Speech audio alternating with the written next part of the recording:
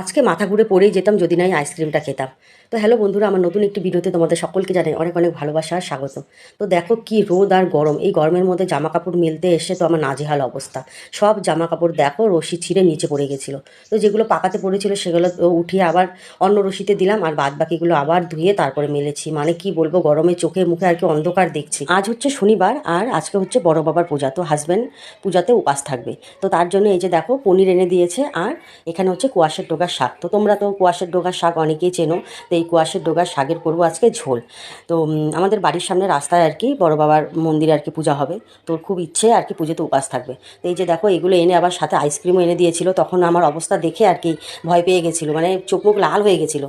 তো যাই হোক আইসক্রিমটা খেয়ে কিন্তু খুবই আর কি শান্তি পেলাম। তো বন্ধুরা, এই যে স্নান করে পুজো টুজো দিয়ে যে রান্না বসিয়ে দিয়েছি। আর তোমাদের তো বললামই নিরামিষ খাবো, তো স্নান না করে রান্না করতেও কেমন একটা লাগে।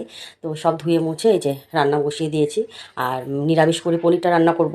তো নিরামিষের দিন না মেয়েদেরকে যদি শুধু পনির রান্না করে দেওয়া যায় ওরা আর কি খুশি হয়ে যায়। তো যার জন্য আর কি পনির করছি ওদের জন্য। ওই গোটা লঙ্কা দিয়েছি আর কি, ঝাল দিলে তো ছোটো মেয়ে খেতে পারবে না। তো আর কি যা যা পেরেছি হাতের সামনে পেয়েছি, কাজু মগজ পোস্ত সব কিছু দিয়ে, তারপর আদা জিরা এইসব দিয়ে, আর একটু ক্যাপসিকাম আর টমেটো ছিল সেটাও দিয়ে দিয়েছি। তো আলু দিয়ে পনিরের আর কি মাখো মাখো করে একটা নিরামিষ তরকারি করব। তো এইটা করব, আর সাথে ওই যে কোয়াশের ডোকাটা দেখালাম সেটা বানাবো। তো আমি বলেছিলাম, আমাকে জিজ্ঞাসা করছিল যে কী খাবে, তো আমি বললাম যে পনির। আর দেখবে ঝাল ছাড়া কিন্তু কিছুই ভালো লাগে না খেতে। তো পনির না মানে ভালো লাগে আমার সময় বিশেষ, সব সময় ভালো লাগে না। তো বললাম যে আমার জন্য কোনো শাক টাক নিয়ে এসো, আমি সেটাই খাবো।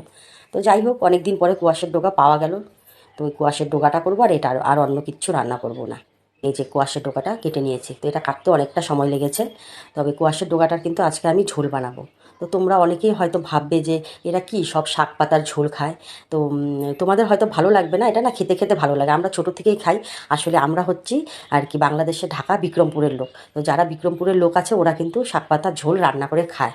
তো এই যে দেখো আমি এখানে সবজিগুলো সব হলুদ লবণ দিয়ে সেদ্ধ করে নিয়ে তারপর এখানে আমি শাকটা দিয়ে দিয়েছি। তো যখন আর কি সব সেদ্ধ হয়ে গেছে তারপরে যে পাঁচ ফোড়ন, শুকনো লঙ্কা, তেজপাতা ফোড়ন দিয়ে এখন আমি এই যে শাকটা এই যে দেখো সম্বাদ দিয়ে নিয়েছি।